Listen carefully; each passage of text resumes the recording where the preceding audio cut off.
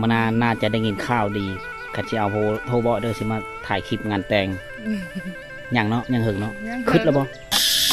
ผ่านมันโหงมันนะคะ อ๋ออันนี้สิเฮ็ดนมผ้าอ๋ออีก5 ปีหรือ10 ปีต่อหน้าอาจจะไม่ได้เห็นแล้วนะมื้อนี้ทีมงานชนบทเฮาพาทุกคนมาเที่ยวชมเฮือนไม้แบบบูฮานของพี่น้องเผ่าผู้ไทยที่เป็นสดทรงเฮือนผู้ไทยในดั้งเดิม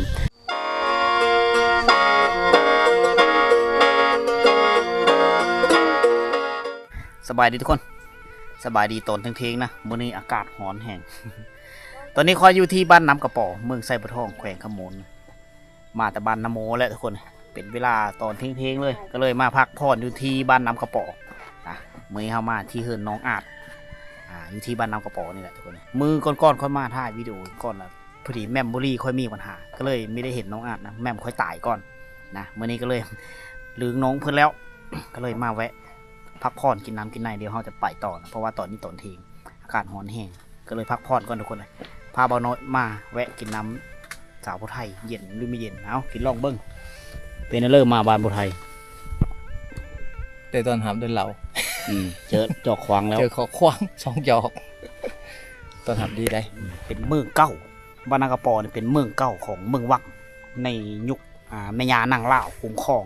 ขอบเขตแห่งนี้แต่บ้านอันเมืองวังในอดีตเนี่ยแม่นอยู่บ้านนี่แหละทุกคนเลยนะ อยู่พูดเป็นบ้านของหลานชายเรานะหลานชายเราที่ว่าแบ่งกันคุ้มครองเนี่ยในตะกี้อยู่นี่เป็นเมืองวังในอดีตแหละน้องอาจลงมามื้อนี้ไม่ได้ไปโซนมื้อนี้เนาะปกติไปบ่ไม่ได้ไปแกะงิ้ว แกะนิ้ว มีแม่นเดียวเอาโพแล้ว ยัง แกะไว้ซื้อ ยัดหมอนไว้ที่ซื้อยัดสนาไว้ที่ อ๋ออย่าว่ายัดสนะยัดหมอนเกมสิเอาโพแล้วใช่ดอ ยังไม่ได้ไม่ได้ผู้เอา มีได้ผู้เอา ยังไม่มีผู้บ่าว ยัง ยังมีได้ผู้มาล่มอยู่ แต่เห็นแล้วมันได้ผู้ลมแต่แบบไม่ได้น้ำซื้อไม่ได้ผู้เอา ยังมีผู้จริงใจมีทันมีเนาะมาล่มไปพันๆจะซื้อ ลมผ่านที่ซื้อนะแบบยังไม่ได้ สมัยในเร็วหาเจ้าอยู่บ้านธาตุเมื่อวานคือว่าเจ้าสิไปบุญบังไฟ ไม่ได้ไปเนาะ มีได้เงิน ไม่ได้เงินไป อ๋อมีเดี๋ยวกินข้าวแล้วบ่ม แล้ว อาหารเพิ่นละต้มปลาคอ มันกลับไม่ได้แน่นอนจะเล่า มาเมื่อนั้นเพิ่นโอ้ยเสียงปลาคอดังกลุ่มช่วงยามเดือน11เนาะปลาคอนจะหน้ามาช่วงนั้น พักมีแต่อีกคนที่พัก อ๋ออยู่เพิ่นผู้เดียวมื้อนี้ เข้าไปเวิร์ด ข้าวปลาอ้อศูนย์แกงงิ้ว เข้าป้าเราไปศูนย์วันนี้นะ ขายแล้วบ่มันต้น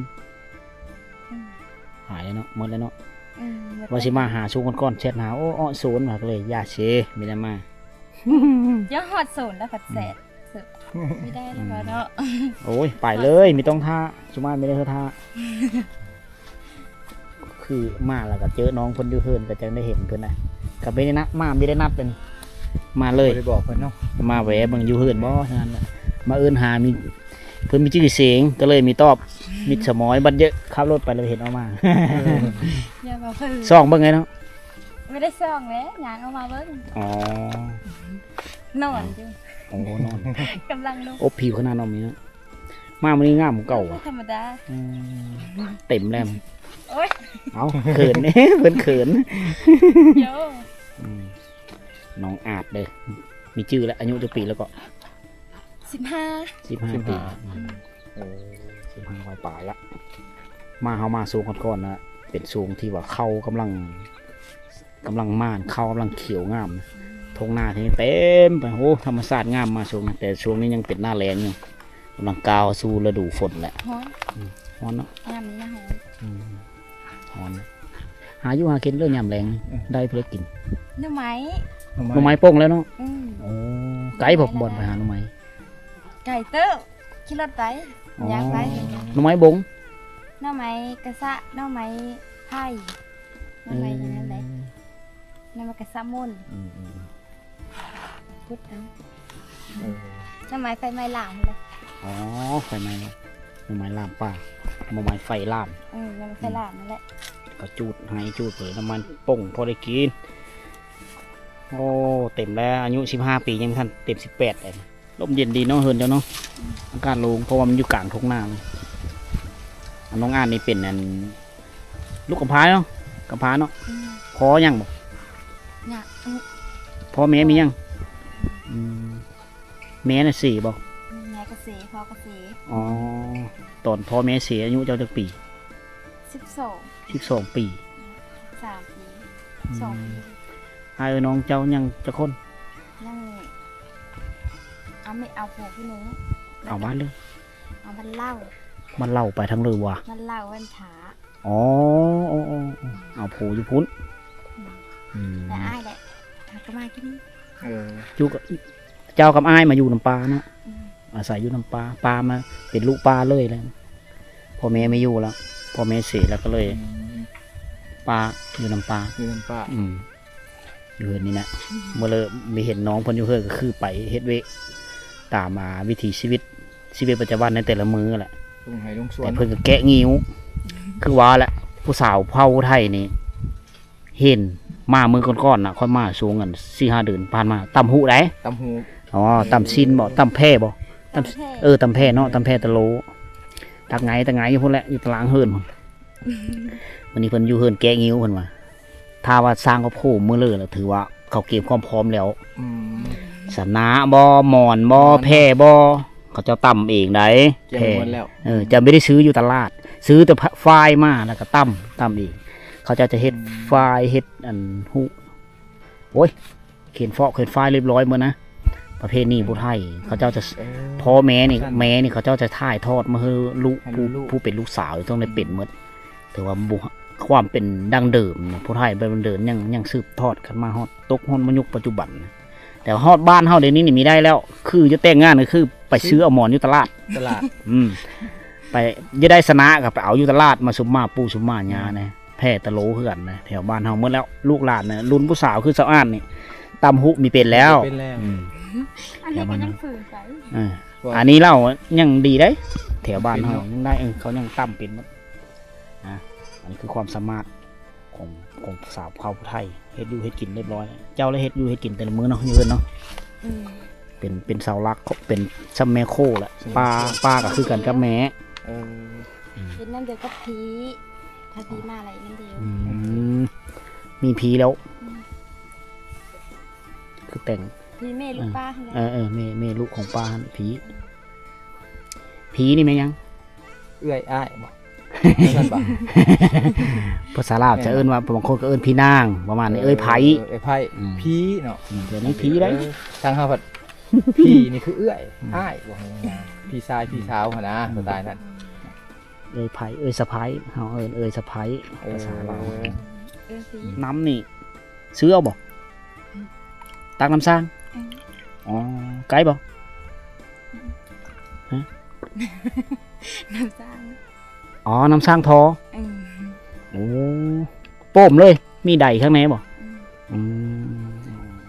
เจ้าไม่ได้กินน้ำซื้อได้แต่เฮานี่ซื้อเอาเป็นกระตุก20 ลิตรนะอยู่บ้านค่อยนี่10,000เลยแหละกระตุกนึงนะ พันเลย เมื่อก่อนกระตุกนึง6,000ตอนนี้ฮอด10,000แล้วนะกระตุก20 ลิตรแต่อยู่บ้านนำกระป๋อยังใส่น้ำสร้างทอนะเขาเจ้าโป้มเอามันมา ใสเนาะน้ ว้าเย็น ำทะเบียน ปกติหมู่เจ้าเมนมาลินบ่ผู้สาวเจ้าคนแถวนี้ บ้านนี้เขามามื้อนี้เขาไม่มา อ๋อ หลาย4-5 คน ผู้สาวพาผู้ไทยหมู่เดียวกันบ่สาวคอมสาวแค่กัน สักคนสักแค่และมาดีนำว่า เออ มื้อนี้จักเพิ่นอยู่เฮือนบ่เนาะ ยุ่งทำไม่ไป สาวคอมสาวแค่สาวผู้ไทยนี่แหละเฮือนตาทักไปหั่นแหละหลายได้ผู้สาวบ่นำกระป๋อ ส่วนหนึ่งก็ไปเฮ็ดเวียกแล้วเนาะ ซะน้อยนี้เดินหน้าไปนี่ก็หาเบิ่งเขาเจ้าหญ้าแล้วอยู่เฮือนน่ะ อยู่ เฮ็ด หา เวียกแล้วบัด อยู่หน้าพุ่นแหละจักลักไปหน้าเจ้าย่างไปบ่แต่ละมื้อ ง้างไปกระฮอดจุด พายกระตาเพิ่มเนาะตรงเล็งพุ่นเอาไว้จะเบิ่งตอนเจ้ายางไปหน้าเด้ ฮอดยาม แพร่ตะโลเคียนโหแล้วก็พายก็ยังไปได้ ช่วงนั้นแค่มันมาในบ่จื้อเด้ จื้อโอ้ย เฮานี่สิบ่จื้อ ไม่ได้ก็จื้อ โอ้มันบ่กินเลย มื้อนี้มาแหวห หาน้องอาดเพิ่นแวะกินน้ำกินอันนั้นซื่อๆได้เฮาก็ไม่ได้อยู่หึงนะเพราะว่าเฮาก็มีภารกิจสิไปต่อขอบเจอเด้อค่าน้ำเด้อเอามาให้กิน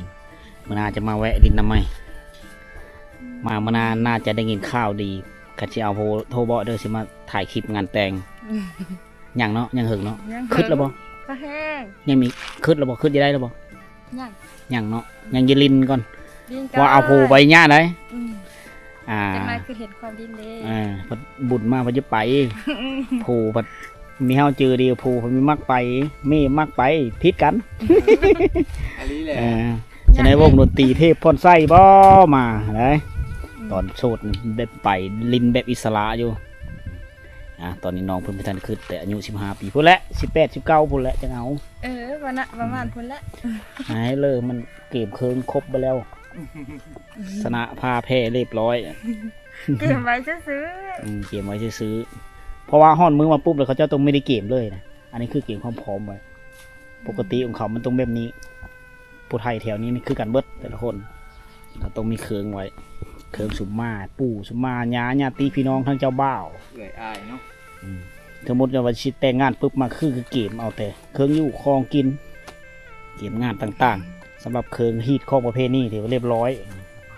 สุมากราบก็ได้บ่ได้เด้ออยู่ดีมีแห้งยางรอบ้านก่อนขอบเจอได้หลาย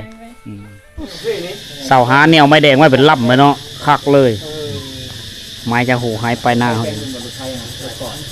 มดเลยแป้งมันมดเลยบ่โอ้ รถจักรรถไถ เพชรรถเป็นมด รถยืดก็พอแก้ไขเนาะ รถเยอะจุ๊บรถเยอะแล้วรถเยอะรถใหญ่จุ๊บแล้ว ได้ ใครกันเนาะ โอ้เบิดบานเบิดขอบเขตนี่มีทหารเราคนเดียว ได้ว่ะ ก็พอได้แก้ไข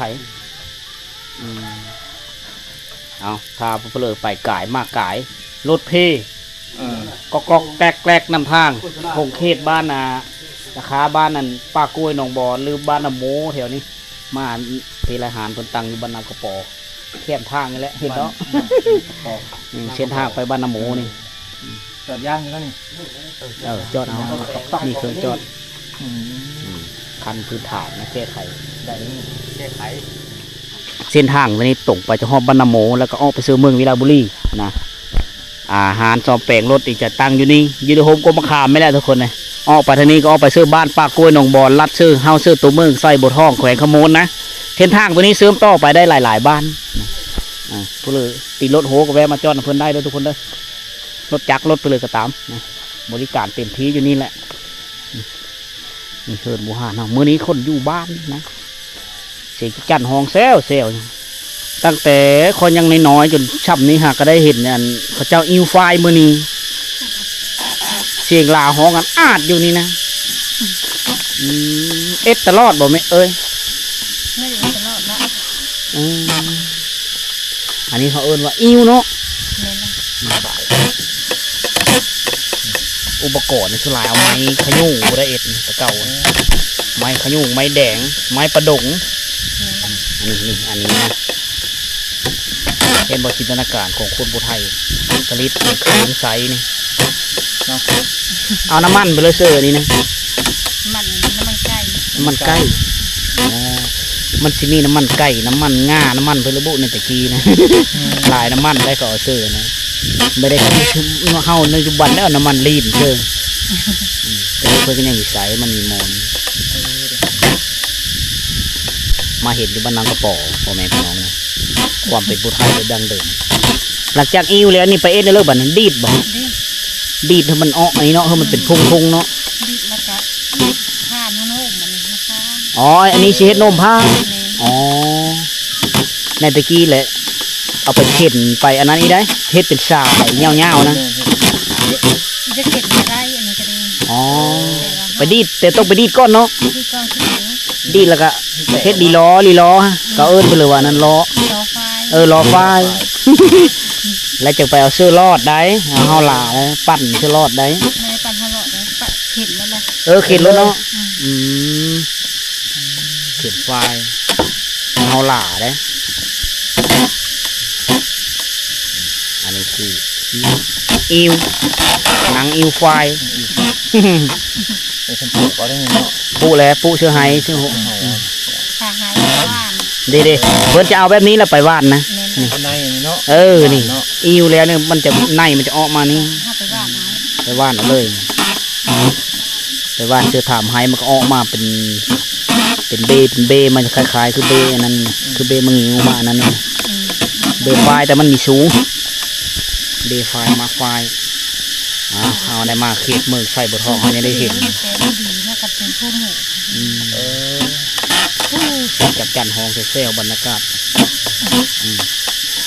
ให้เรากินอายของชนบทอันนี้การเฮ็ดไฟอันนี้แหละเขาเอิ้นว่าห่มผ้าลายพื้นเดียวนะผ้าลายเผาผู้ไทยนี่ได้เขาจะตั้ม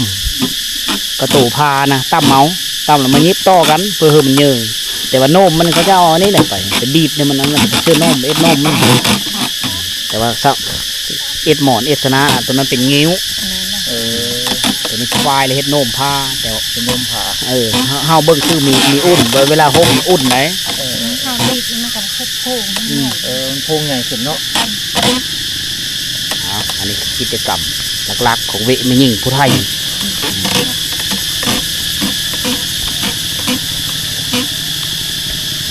บ้านเฮือนเขาเจ้านี่ส่วนหลายเขาเจ้าย้ายไปอยู่บ้านใหม่ที่เป็นบ้านทางเงาะอยู่บ้านปะโกยทุกคนเลยตรงไปทางเฮาเมืองไซบุทองคนนะอันนี้คือเฮือนของเผ่าผู้ไทยเฮานี่อันนี้ในแมนไปแล้วมีอยู่แล้วอันยังเป็นเฮือนหางเฮือนเพลอแล้วเขาเจ้ามีท่าน้ำหมางไปนะแต่ว่าเสามันนี่ในยุคตะกี้เขาเจ้าเอาเสาไม้แก้นเสาไม้ประดงเสาไปสั่งมาเอ็ดความหนาแน่นมันคือทุกคนได้เห็นแล้วการใช้งานมันหลายฟ้าหลายปีนะแต่ว่ามุงแปลนอันนี้เพิ่นมุงสังกะสีแล้วซื้อมาแล้วที่หลังนี้ยังมุงแปลนนี่ทุกคนยังมุงแปลนนี่หลังอันนี้คือความเป็นดั้งเดิมของผู้ไทยนะเมื่อนี้มีโอกาสดีที่ได้มาเที่ยวบ้านผู้ไทยแล้วก็เพราะว่าต่อหน้าไปนี้หมู่บ้านนำกระป๋อให้นี้จะกลายเป็นหมู่บ้านใหม่ที่ตั้งอยู่บ้านโน่นผู้ใดนะต่อหน้าไปเพิ่นสิมางนะคอยย้ายเอาไปเท่าละน้อยเเฮือนหลังนี้คือกันนี่เป็นเฮือนคู่แฝดของผู้ไทยเลยตะกี้เพิ่นย้ายเอาไปหมดก็เลยเหลือไว้แต่หลังคาเฮือนหลังนั้นยังแบบเดิมหลังเสาไม้แอมแปนมุงแปนเบิ่งยังไม่ได้ไปหายไปหน้ามื้อนี้ไปอ๋อเด็กเข้ามาบ้านมาไทยยังได้เห็นอู่ไฟแต่บ้านเฮามีเห็นแล้วมีแต่อู่ไม้อู่เพลอแล้วเดี๋ยวนี้ปีแล้วปีทหารปีไล่แล้ว อันนี้ยังเอาผ้าชื่อเห่าผ้าเลยมาเอ็ดอยู่นี่ความเป็นผู้ไทยไปดังเดิมทุกคน อู่ไฟอันนี้แหละวางหันแล้วเอาน้องเราไปให้ไปหน้าก็เอาถือไปให้ไปหน้านั่งอุปกรณ์หาอยู่หากินเขาเจ้ากันอันนี้เป็นเครื่องมือที่เขาเอิ้นจะลุ่งขั้นจะลุ่งตอนยามหน้าฝนมากเอาลงเลยลงตามโบกหนองคลองบึงเกณฑ์ โอ้เขาเจ้าย้ายไปหลายเติบไปนอนย้ายออกเนาะบ่ย้ายเอาเนาะหลังนั้นหลังนี้ไปหลายแล้วเนาะทุกเจ้าก็ยังสิออกพุ่นคือกันบ่เขาคอยมาแต่แบบโกยขุนทางมาดินหนึ่งอ๋อปะโกยหนองบอนผู้ มาลินหลายคนก็น่าจะมีแผนออกไปเนาะเฮือนนะเพราะว่าบางปีก็น้ำท่วมเขียนมันเป็นพื้นที่ที่ต่ำโอ้แม่มาตะบันปะโกยยายพูดน้ำมีท่วมอยู่บ้านเห็นนะฝนลงหลายน้ำท่วมฝนลงหลายน้ำท่วมนั่นแหละติดขี้ตมได้เพราะว่ามันติดแปะกับห้วยน้ำกระป๋อนี่นะติดขี้ตมอ๋อนอกเลยติดขี้ตมนี่ปุกกมะพร้าวเสิร์ฟลาบอันนี้เนี่ยถ้าว่าเขาไปบ้านผู้ไทยบ้านเลยเขาจะสังเกตเห็นเนาะถ้าว่าเขาอยู่หลายฟ้าหลายปีจะมีสังเกตเห็นกกพร้าวกกตาลกกมะม่วงนะกกมะขามหรือกอไม้สังไพ่นะขึ้นเห็นแล้วอยู่ที่นั่นจะเป็นเผ่าไทยอยู่หลายในเมื่อก่อนนะเห็นบ่หลังนี้ยังเดิมเลยหลังมุงแปนแอมแปนฝาดิสุลายเขาเอาขวานทะในตะก้อนนะจะไม่ได้ใส่อันเลยนะกลางเว้นพักนอนพักผ่อนเต็มอันนี้อยู่ตารางลูกหลานนอนแล้วแค่บอนี่ท่าได้ยังเห็นห้อยขวานอยู่นี่ ห้อยขวานท่าในมือก้อนเขาจะมีจักเลยคือคู่มือนี่ได้ในการเฮ็ดเฮิร์ดในตะกี้เขาจะใส่ซิ่วนี่เจาะทางกลางเนี่ยเจาะอันนี้เขาเอิ้นว่าข่างซอดเด็ก จะไม่ได้ใช้โบล่องจะไม่ได้ใช้ตะปูต่ออีกในเมื่อก่อนเฮือนหลังนี้ยังเป็นแบบดังเดิมหลายนี่อันนี้เขาเอิ้นว่าขังซอดนี่เห็นบ่เจ้าก็ใช้ลิ้น ผลิตตอกไว้ ผู้บางคนก็เฮ็ดขางสีคัดหูมันนี่ก็ใส่ไล่ไหมล็อกเอาไหนอันนี้เพิ่นใส่ริมล็อกเลยนี่ เสาเนาะ นี่ตีนเสาเขาจะยังเอาไหมอยู่ใช่ไหมมันนั่งกระป๋อคือหลังนี้หลังเดียวที่ยังครบเลย แบบดังเดิมแบบนี้ ผูกกับหลังผูกสองหลัง ก่อนนี่บางหลังคาเฮือนคากระแตะเนาะ กระแตะ คากระแตะ ตีนเสายังคือเก่าเบิด เอาไม้ อีก5 ปีหรือ10 ปีตัวหน้าอาจจะไม่ได้เห็นแล้วนะเมื่อนี้ทีมงานชนบทเฮาพาทุกคนมาเที่ยวชมเฮิร์นไม้แบบบูฮานของพี่น้องเผ่าผู้ไทยที่เป็นสดทรงเฮิร์นผู้ไทยในดังเดิมในสมัยตะกี้แหละทุกคนเลยออกแบบนี้มาออกแบบมาแต่สมัยปู่ย่าตายายเฮาออกแบบเฮิร์นมาแบบนี้ของเผ่าผู้ไทยเฮาแนวนี้ได้มีเกยมีเฮิร์นโคมีซ่านติดกันเลยนะโดยเฉพาะหลักๆกับเนมก้อนก็มีเคยมีลูกเคยมีหลานเคยอาจจะอยู่ในเฮิร์นหลังเดียวกันคนละห้องฉะนั้นเฮิร์นเผ่าไทยจะเป็นเฮิร์นที่ใหญ่ได้เฮิร์นหลังนี้ก็ติดแปะเลยหลายๆหลังนะที่มีการเปลี่ยนแปลงเขาเจ้ามางไปอยู่บนไม้ยังอยู่3 หลังทุกคนนะหลังนี้3-4 หลังนี่แหละหลายๆอยู่วันนี้เขามาตัวเทียงบรรยากาศมันฮ้อนแดดแห้งทุกคนนะเอาแบบคร่าวๆก่อนทุกคนยางเลาะเบิ่งก่อนเที่ยวชมหมู่บ้านนี่ซื้อดอกกิจกรรมชาวบ้านชาวหลายกับเขาเต็มอยู่แต่ไฮแต่หน้าพอแล้วย่ำเริ่มลงไฮลงหน้าแล้วถ้าว่าเขาซื้อเขาเจ้าขายหรือซื้อกันแพงเติบเลยไปแล้วเป็นเชิญม้อย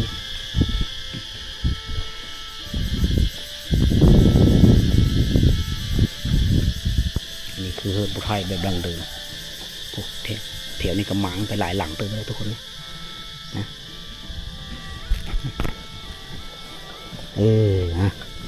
อีมีเหิงชาวบ้านออกไปอยู่บนบ้านโน่นเพราะว่าอยู่นี่มันน้ำมันหอนยามฝนมันเป็นขี้ตมเปะเปะเขาเลยก็เลยย้ายเอาไปก็ตั้งเฮิร์นแบบสมัยใหม่เป็นเฮิร์นดินเฮิร์นไปเลยได้เฮิร์นดินเฮิร์นก่อละมีกมะพร้าวอยู่4 ต้น 5 ต้นอยู่นี่นะเหลือเพียงแต่ว่าหลังคาเฮิร์นที่ป้าไว้เป็นเพียงความทรงจำนะเพราะว่าลูกหลานเขาเจ้านี่ก็ย้ายออกไปเมื่อก่อนแล้ว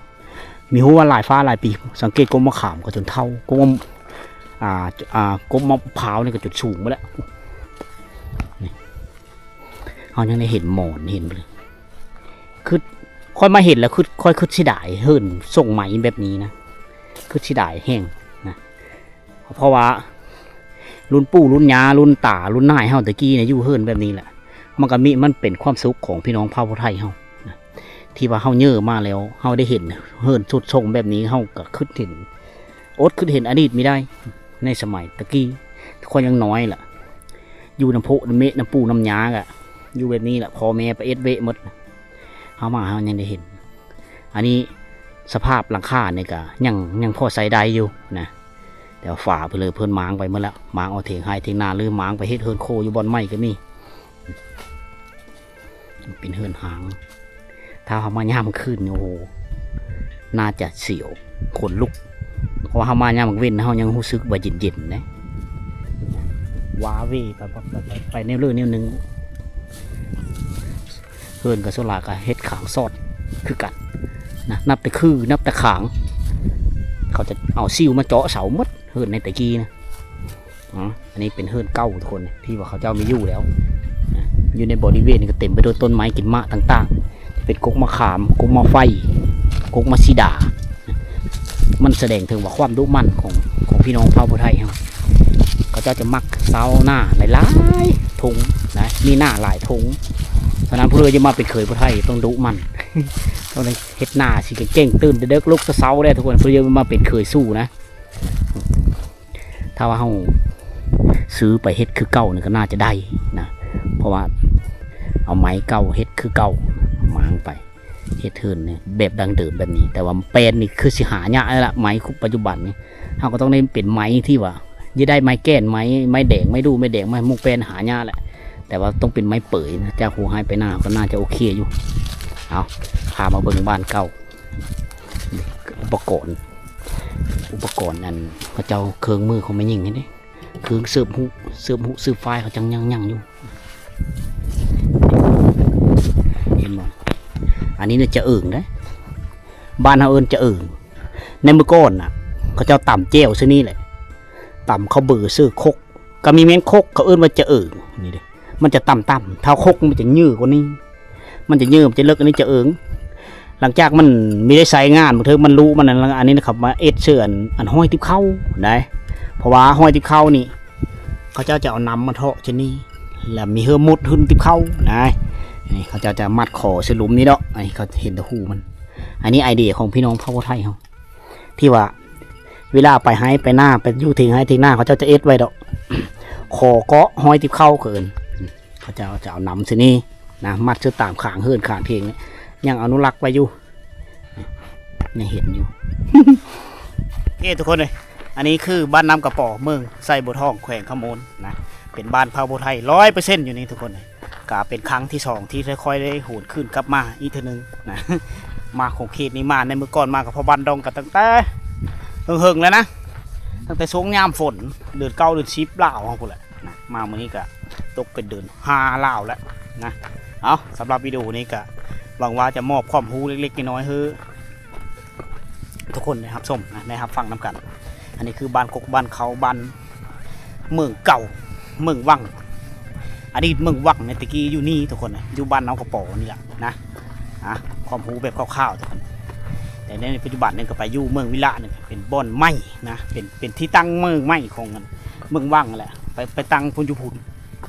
ธาตุนางเล่าปัจจุบันเขาเอิ้นว่าธาตุมันเป็นเพียงแต่ธาตุสางนะสางของแม่ยานางเล่าแต่ว่ากระดูนางเล่า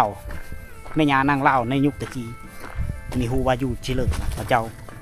สงวนลิขสิทธิ์ไว้ทุกคนเอาไว้มีข้อมูลเลยจังมาเล่าสู่พ่อแม่พี่น้องเอาฟังพบกันใหม่ในวิดีโอต่อไปเด้อทุกคนเลยสำหรับวิดีโอนี้ไปก่อนบ๊ายบาย